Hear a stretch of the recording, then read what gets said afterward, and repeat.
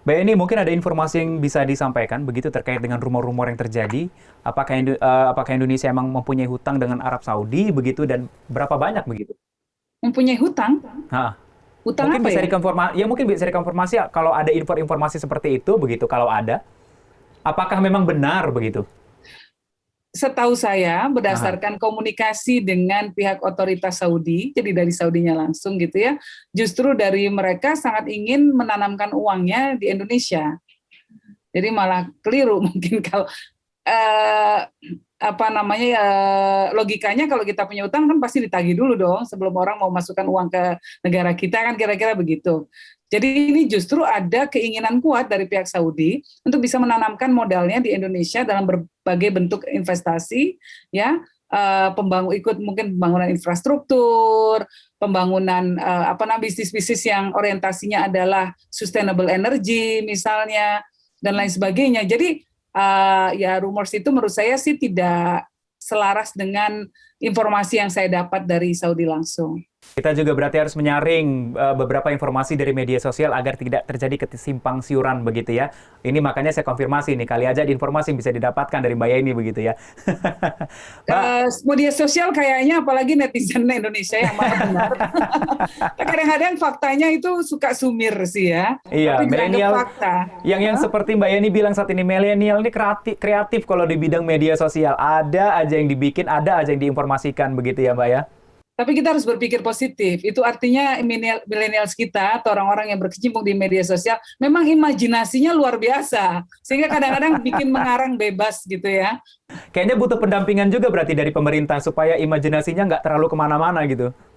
Boleh juga memang dalam hal ini ya, terutama pemerintah ini kan isinya generasi kolonial. Ah. Ya kan berhadapan dengan netizen yang generasi milenial. Generasi kolonial kadang-kadang sangat gagap menyikapi apa yang terjadi di sosmed. Belum tentu mereka punya akun sosmed. Iya. Jadi ya gagap menanggapinya, pasti lamban ngasih klarifikasi. Ini PR untuk Kominfo berarti ya Mbak. PR buat semua lembaga pemerintah, karena semua lembaga pemerintah sebenarnya punya PR, ya kan? Tetapi ya memang begitu isinya kan sekarang kita ini lihat memang sekarang sosial media ini agak sulit dan ini tantangan buat semua orang di dunia, bukan cuma di Indonesia ya Mas ya. Ya. Karena apa? Media sosial itu punya kemampuan untuk membelah posisi menjadi sangat kontras.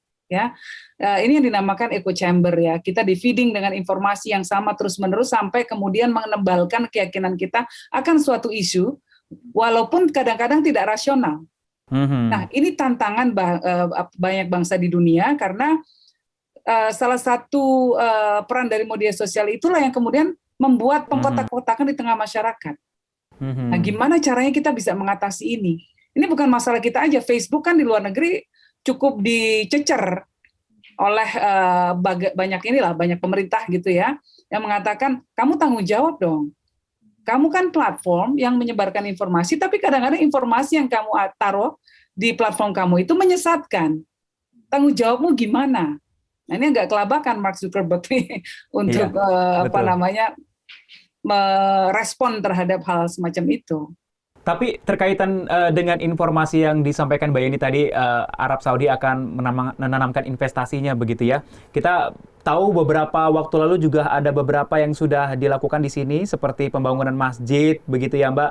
Terus kemudian juga ada museum Rasulullah kalau tidak salah yang sudah diletakkan batu pertama juga gitu. Ini di obrolan kemarin apalagi yang mau dibikin ataupun diinvestasikan di sini Mbak Yeni? Banyak ya yang tadi saya katakan misalnya sustainable energy, jadi energi terbarukan.